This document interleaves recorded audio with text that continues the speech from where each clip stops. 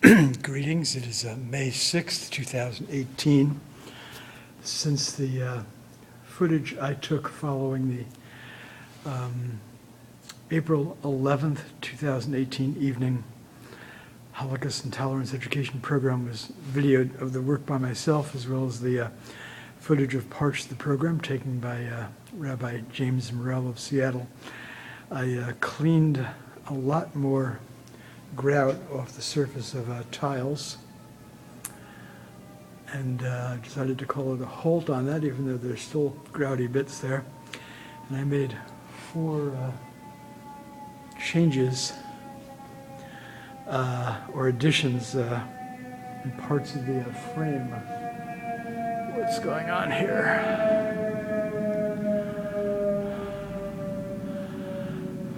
Oh, good. I'm glad they're not stopping at this building.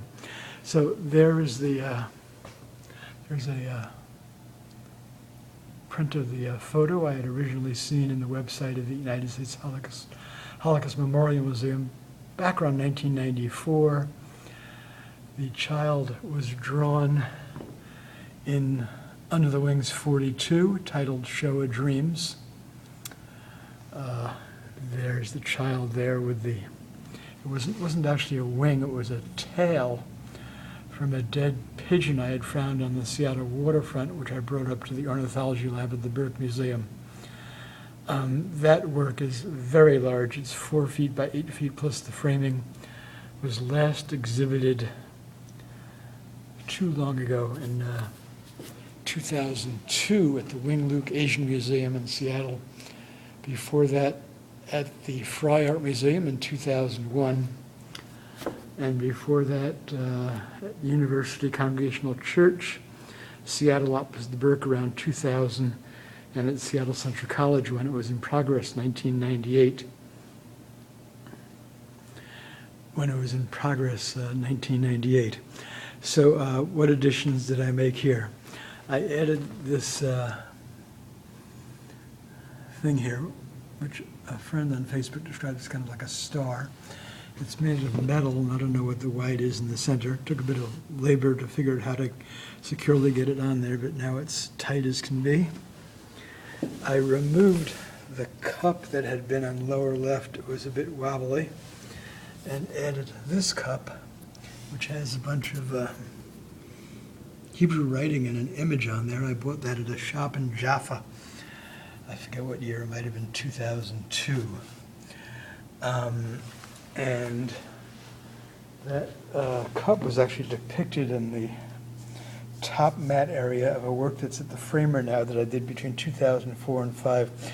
When I get it back from the Framer, Under the Wings 55, Torah Jew in Warsaw's Jewish District, I will bring both here and video them side by side. I added this candle lamp here. It's not secure right. I had to add more wood to the bottom of the frame where the ceiling and the plex, just to get it like really tightly in there. And I added this like I don't know, fishing boat rope, which I probably picked up on the beach at La Push on the northwest coast of the Olympic Peninsula in Washington State. One of my drawing holiday trips out there, thus replicating something I had done in a major large mixed media drawing and wood combo artwork in Aberdeen, Scotland in 1987 called Scottish Bluebell, which I made the perilous mistake of having drilled holes through parts of a drawing, and then I interwove the sea rope I had picked up on beach walks, jogs on the beach in Aberdeen, Scotland, which is probably saturated with salt from salt water, ocean water, and perhaps from oil from all the shipping and so on. And it began seeping into the drawing paper. The friends of mine who inherited the work when I went back to the States, late August 1987, eventually tossed the whole thing into a dumpster, and it only exists in my memory and some photographs of it. So, but it had, so here, instead of having the ropes drilled through the drawing, which would be very perilous to do, I've got them through the wood frame there. So that's the story.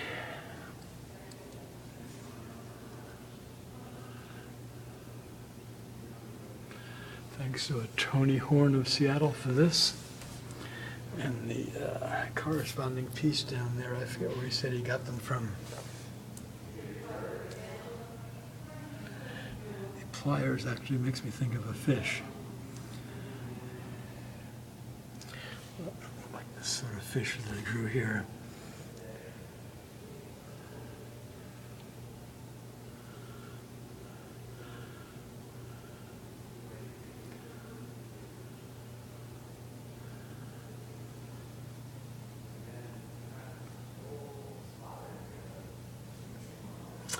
I can't believe it when I had this plastic covered while I was cleaning grout. When I took the plastic off earlier today, I noticed I can't find a signature or a year here. I can't believe I did that again. I've done that with a few drawings in the Wing series. I'm going to have to go find a business that makes like metal plaques, and I'll have to get my name and the year, and I'll edit here or here. So there you have it.